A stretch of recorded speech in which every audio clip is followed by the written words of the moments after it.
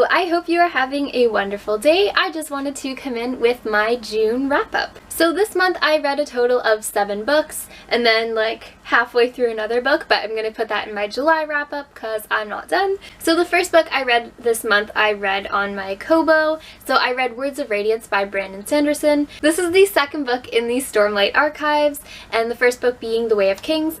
I enjoyed this book so much. If you watched my mid-year freakout tag, you would see that this is my favorite read so far this year.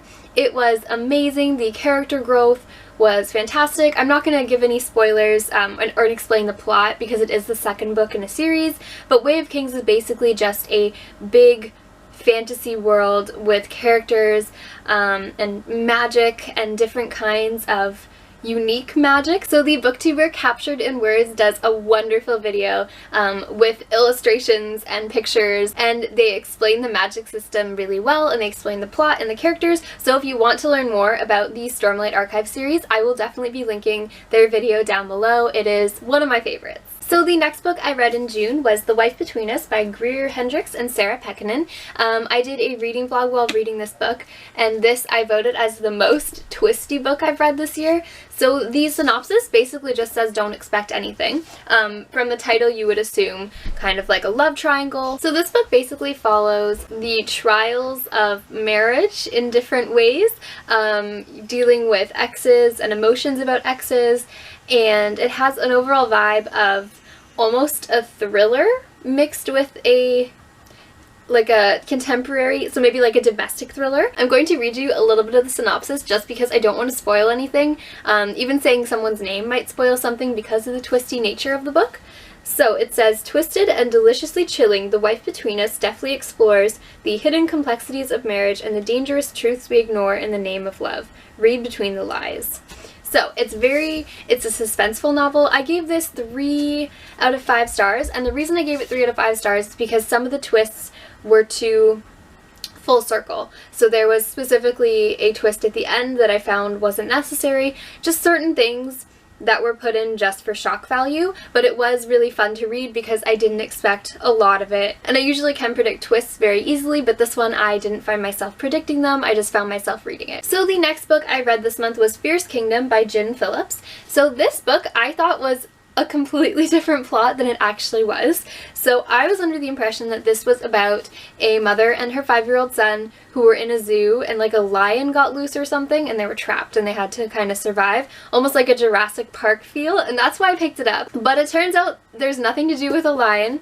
It is a mother and her 5-year-old son, and they are trapped in the zoo, but there are shooters. And I wasn't expecting that. I was going into this expecting like I said, a Jurassic Park kind of thing. And I was a little bit disappointed by that because shooting plot lines I'm not 100% interested in. I don't normally read that stuff because I find it makes me really nervous to be in public places.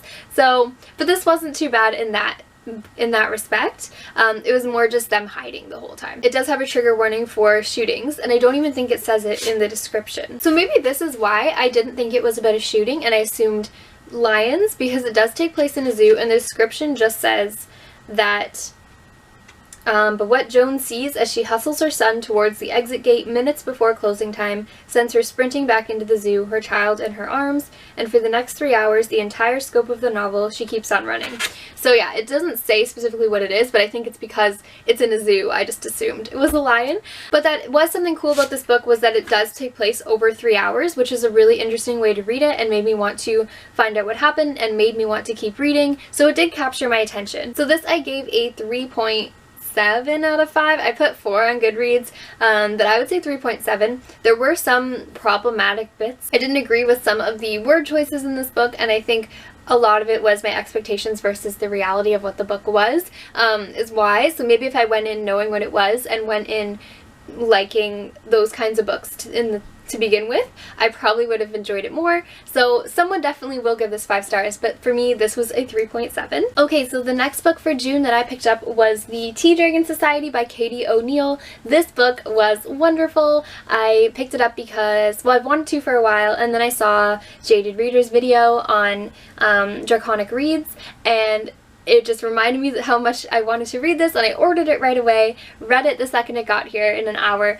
It was so good. 5 out of 5 stars. It's so cute. The illustrations are gorgeous. The color choices alone are calming and just make me really happy, and this is definitely a book I will be coming back to regularly for a dose of happiness and my chamomile tea dragon, which I want so badly. So the next book that I read in the month of June was The Time of Contempt by Andrzej Sapkowski. This is the 4th book in the Witcher series. I've mentioned this before, it's technically the 2nd book in the series, but there are 2 prequels, so I have read a lot of this series. I'm counting this as number 4, even though it has a 2.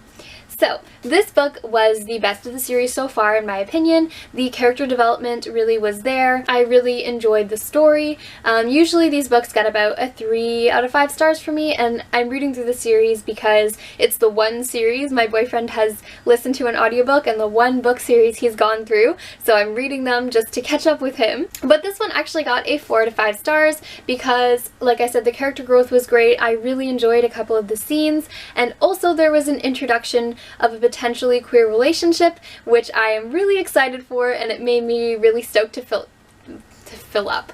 Yeah, that's the word. Really stoked to pick up the next book in the series, which I do already own. I will probably be picking up the next book in the series in July. So the next book I read in June was Middlegame by Shannon Maguire. I really enjoyed this book. The characters in this book were amazing and so fun to read. It was almost like reading magical realism, but like science fiction-y realism, which I've never read anything like that before. I've never really read anything super science fiction-y, so this was a really great experience. The only problem I had with this book was that I felt a lot of it went over my head sometimes. The descriptions while they're in the lab and describing like the experiments and things like that, I sometimes got a bit confused and I found myself having to read them twice, which is totally fine. I'm just not used to reading science fiction, so for that reason this got a 4.5 out of 5 stars, but enjoyability was through the roof. It was so good. The complexities of the novel and of all the details and the references to the real world in comparison to the book world, they were just really fantastic and really fun to read. So the final book I completed for the month of June was Things I'm Seeing Without You by Peter Bogdanani. I read this for my book club with my friends, and it was not chosen by me to read it because it's not really my type of book. It's a very angsty YA novel. I gave it like 2.5 out of 5 stars. It's about this girl who was dating someone for 7 months over texting. It was a long distance relationship. They met once and then he ends up taking his own life, and it's her dealing with that grief and finding out things about him that weren't expected. The parenting in this book alone was what made that star rating go down.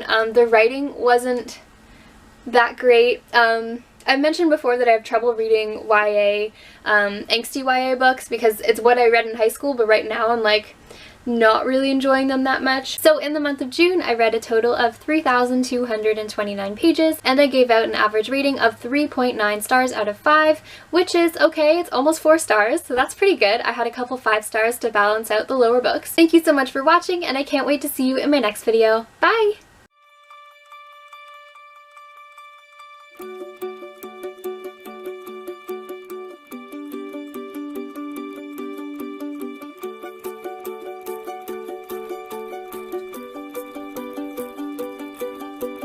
Mm-hmm.